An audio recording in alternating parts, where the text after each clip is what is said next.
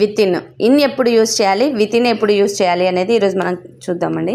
So in అనేది particular కాలంలో use చేస్తే ఇన్ అండి.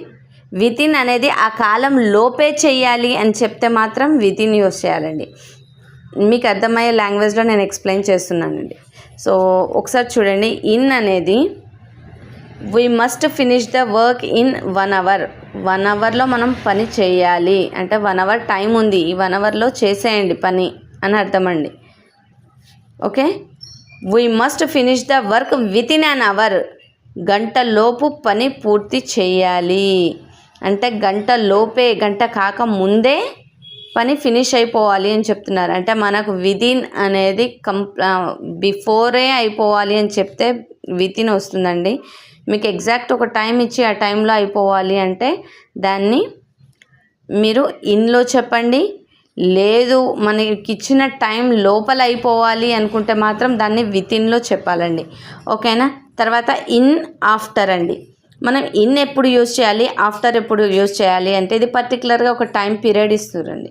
సో ఇది అంటే మనకు పాస్ట్ టెన్స్లో చెప్తే ఆఫ్టర్ యూజ్ చేయాలి, ఫ్యూచర్ టెన్స్లో చెప్పేటప్పుడు మాత్రం ఇన్ యూజ్ చేయాలి. సో మనకు పాస్ట్ టెన్స్ అంటే జరిగిపోయిన దాని గురించి మాట్లాడేటప్పుడు ఆఫ్టర్ యూజ్ చేయాలి, ఫ్యూచర్లో జరగబోయేది చెప్తున్నప్పుడు మాత్రం ఇన్ యూజ్ చేయాలి. ఎగ్జాంపుల్ చూడండి.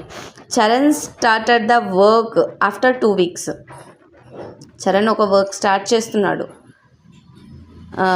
చేశాడు ఆఫ్టర్ 2 weeks. 2 weeksకి ముందే ఆ పనిని స్టార్ట్ చేశాడు. Swapna will started the work in few days. Future టెన్స్లో చెప్పేటప్పుడు మనం ఇన్ అంటే తను కొన్ని రోజులు ఒక పని స్టార్ట్ చేయబోతుంది. Next since, for, before and from. ఇవి చాలా చాలా చాలా ఇంపార్టెంట్ అండి ఇవి.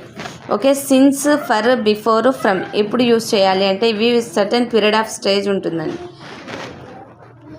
ఒక ఖచ్చితమైన సమయంను తెలియజేసే మాటల ముందు ఉపయోగించాలండి ఇవి. అంటే ఫర్ను పీరియడ్ ఆఫ్ టైం అంటే ఒక ఖచ్చితమైన సమయం ముందు యూజ్ చేసేది ఫర్ అండి.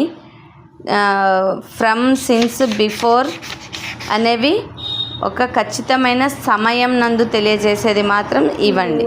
ఎగ్జాంపుల్ చూడండి. Suma has been ill dash yesterday అంటే సిన్స్ ఎస్టర్డే. సిన్స్ ఒక ఖచ్చితమైన సమయం చెప్పారండి. హ్యాస్ బీన్ ఇల్ అంటే తను